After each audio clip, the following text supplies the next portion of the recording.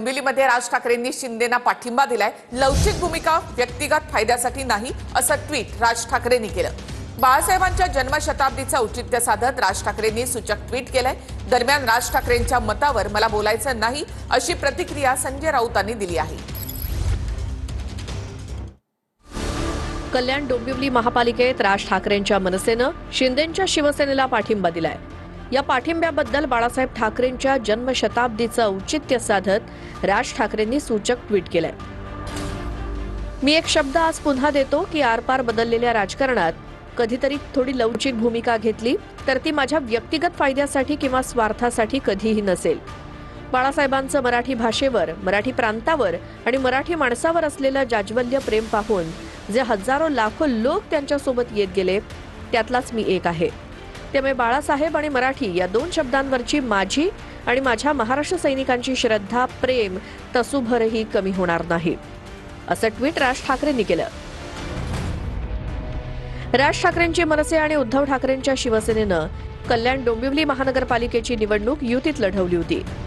मात्र निवडणुकीनंतर मनसेनं शिंदेंच्या शिवसेनेला पाठिंबा देण्याचा निर्णय घेतला। त्यामुळे ठाकरेंच्या शिवसेनेचे नेते नाराज झाले होते।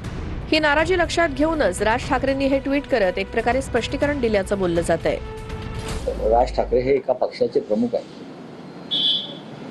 ते त्यांच्या पक्षाची भूमिका मांडायला सक्षम आहेत आणि त्यांनी ती मांडली असेल, त्याच्यावरती मी बोलणं योग्य नाही। पक्षप्रमुखच जे निर्णय घेतले त्याच्यावरती मी बोलणं उचित नाही। माझ्या मनात काही जरी भावना असल्या तर ते बोलणं उचित नाही, कारण त्या पक्षप्रमुखांनीच काही निर्णय स्वतः बोलायचे असतात, ते त्यांनीच बोलणं उचित आहे। राजसाहेबांवरच्या कुठल्याही निर्णयावर मी बोलणार नाही।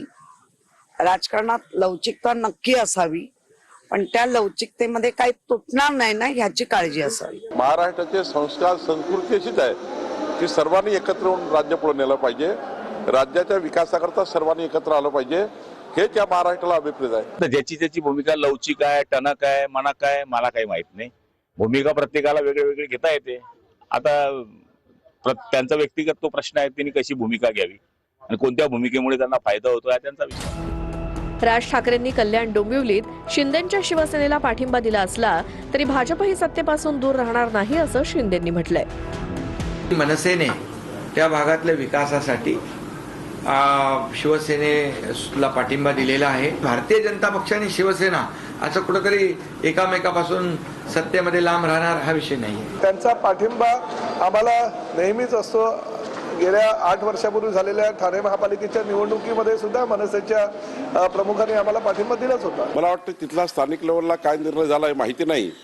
मनसेने काय निर्णय घेतला, एकनाथजींनी काय निर्णय घेतला, त्यांचा पक्षाचा अधिकार आहे, पण भाजपा महायुती चर्चा चालू आहे आणि ती चर्चेमध्येच अंतिम होणार आहे। मुंबईमध्ये शिंदेंनी ठाकरेंना पाठिंबा द्यावा असं भास्कर जाधवांनी म्हटलं। आम्ही एनडीए सोबत मुंबईमध्ये महायुतीचा महापौर बनेल असं शिंदेंनी म्हटलं आहे। तर शिंदेंचा पाठिंबा घेण्या इतके वाईट दिवस आले नाहीत असं संजय राऊतांनी म्हटलंय।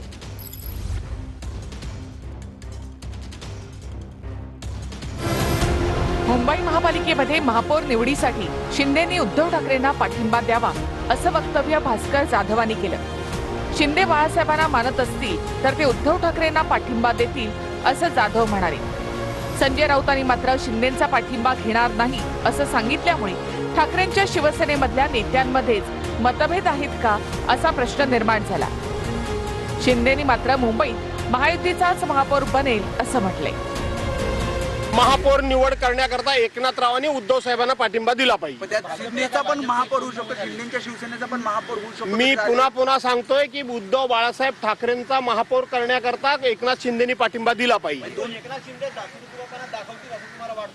जर बाळासाहेबांना मानत असतील तर एकनाथराव शिंदेना ते दातृत्व दाखवावं लागेल। शिंदेचा पाठिंबा घेणार नाही। एवढे शिवसेनेवरती वाईट दिवस आलेले नाही। सत्ता मिळाली नाही म्हणून आमचा जीव तडफडत नाही, आम्ही कळवळत नाही, बरं का? हा काय बाळासाहेबांचा विचार नव्हता। कुठला काय प्रस्ताव, आम्हाला कोणाच्या प्रस्तावाची गरज काय?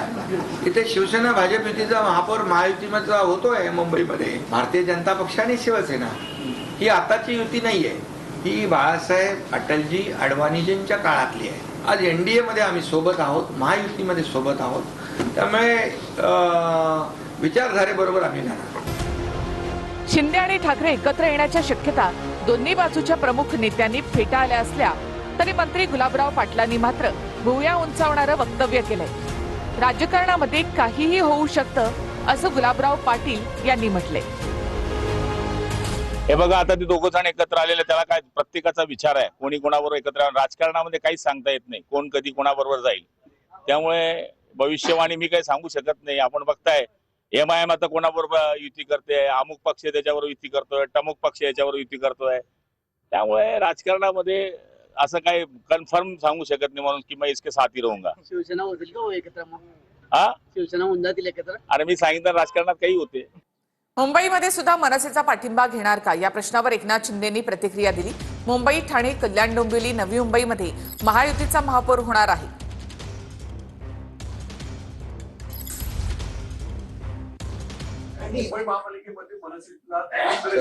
आम्ही छोटे कार्यकर्ते।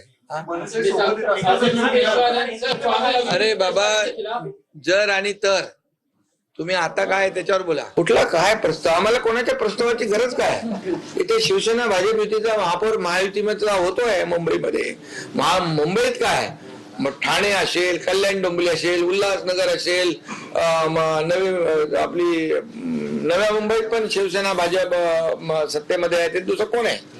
आणि पनवेल आहे, मुंबई MMR आहे, राज्यातल्या काही किरकोळ महापालिका सोडल्या तर सगळीकडे महायुतीचाच महापौर होणार आहे। अकोला महापालिकेमध्ये भाजपच्या विरोधात सर्व पक्षीयांची युती झालेली आहे। भाजप सगळ्यात मोठा पक्ष असून सुद्धा भाजपचा महापौर होऊ नये यासाठी सर्व पक्षीय एकवटले आहेत। भाजप विरोधी आघाडीमध्ये एकमत झाल्याचं प्रकाश आंबेडकर म्हणाले, तर अकोल्यामध्ये भाजपचा महापौर होईल असं वक्तव्य बावनकुळे यांनी केलंय। अकोला महापालिकेत भाजप विरोधात सर्व पक्षांची युती झाली आहे। भाजप सर्वात मोठा पक्ष असून सुद्धा भाजपचा महापौर होऊ नये यासाठी सर्व पक्ष एकवटले आहेत। सर्व पक्षाच्या नेत्यांनी काल प्रकाश आंबेडकरांची भेट घेतली होती। त्यानंतर आज प्रकाश आंबेडकरांनी सुद्धा या आघाडीत भाजप विरोधात एकमत झाल्याचं म्हटलंय। महापौराचा कॅन्डिडेट आम्ही लवकरच जाहीर करू एवढं फक्त सांगतो, मतभेद नाही एवढंच फक्त हे करेल।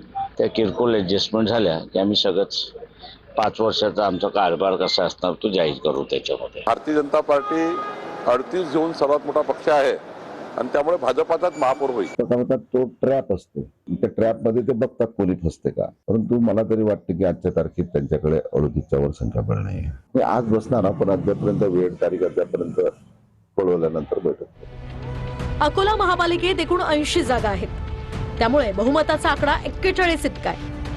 अकोल्यात भाजपचे 38 नगरसेवक आहेत, तर काँग्रेसचे 21, ठाकरेंच्या शिवसेनेचे 6, शिंदेच्या शिवसेनेचा 1, अजित पवारांच्या राष्ट्रवादीचाही 1, शरद पवारांच्या राष्ट्रवादीचे 3, वंचित बहुजन आघाडीचे 5 आणि MIMचे 3 नगरसेवक आहेत, तर 2 अपक्ष उमेदवार निवडून आलेले आहेत।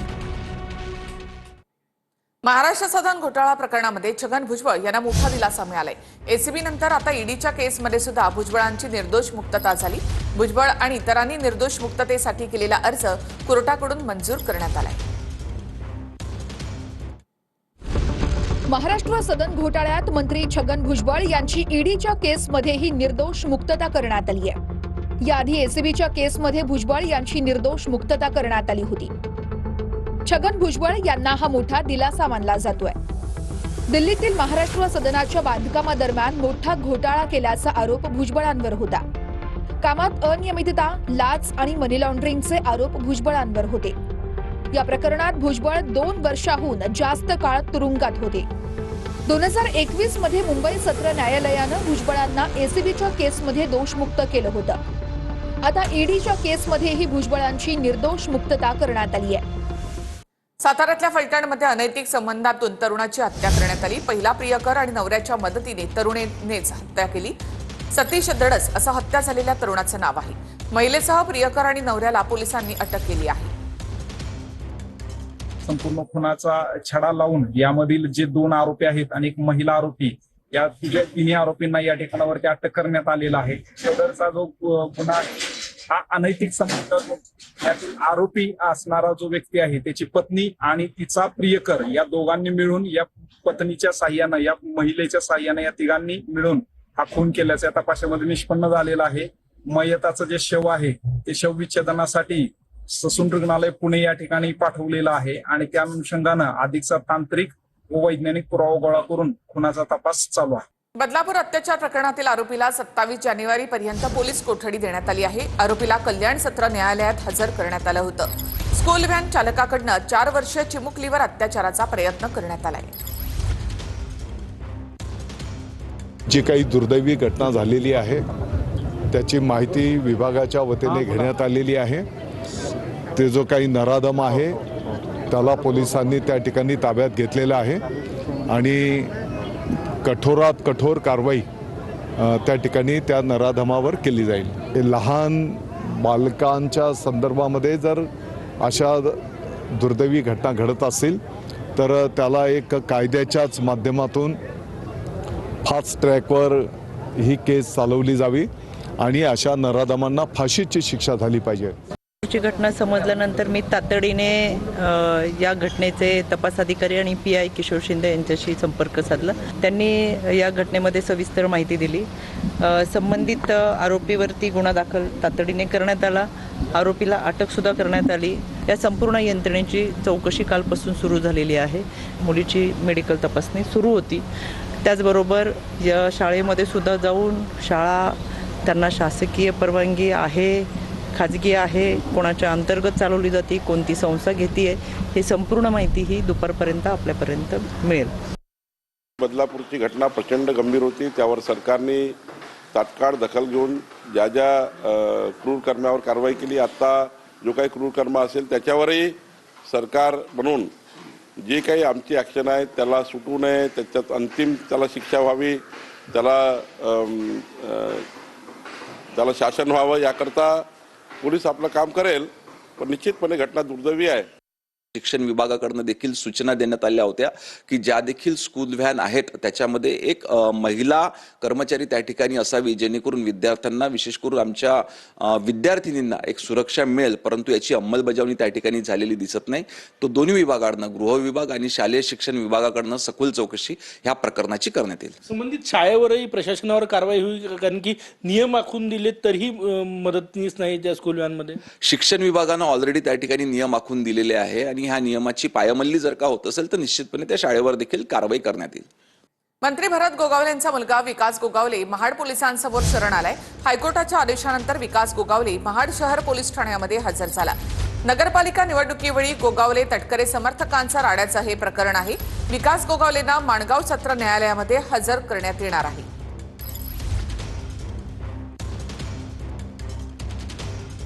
महाड राड्या प्रकरणामध्ये आणखी एक अपडेट समोर आली आहे. माजी आमदार माणिक जगताप यांचा मुलगा श्रेयस जगतापसह 4 जण महाड MIDC पोलीस ठाण्यामध्ये शरण आलेत. राष्ट्रवादीचे हनुमंत जगताप, धनंजय देशमुख, निलेश महाडिक आणि जगदीश पवार पोलीस ठाण्यामध्ये शरण आले आहेत. मुंबई उच्च न्यायालयानं जामीन अर्ज फेटाळल्यानंतर आरोपींनी थेट पोलिसांसमोर हजेरी लावली आहे. पुढील कायदेशीर प्रक्रिया पूर्ण करून त्यांना न्यायालयामध्ये हजर केलं जाईल. या घडामोडींमुळे महाडच्या राजकीय वर्तुळात मोठी खळबळ माजली आहे. RR पाटील यांचे पुत्र आमदार रोहित पाटील यांना प्रसार माध्यमांनी आपण लग्न कधी करणार असा प्रश्न विचारला. तर यावर आधी लगीन कोंढाण्याचं असं उत्तर देत लग्नाच्या प्रश्नाला त्यांनी बगल दिली आणि अप्रत्यक्षपणे जिल्हा परिषद निवडणुकीची तयारी सुरू असल्याचं सांगितलं. तालुक्याला एक पडलेला प्रश्न आहे की आपण लग्न कधी करणार आहात. आधी लगीन कोंढाण्याचं. तालुक्याला एक पडलेला प्रश्न आहे की आपण लग्न कधी करणार आहात. आधी लगीन कोंढाण्याचं.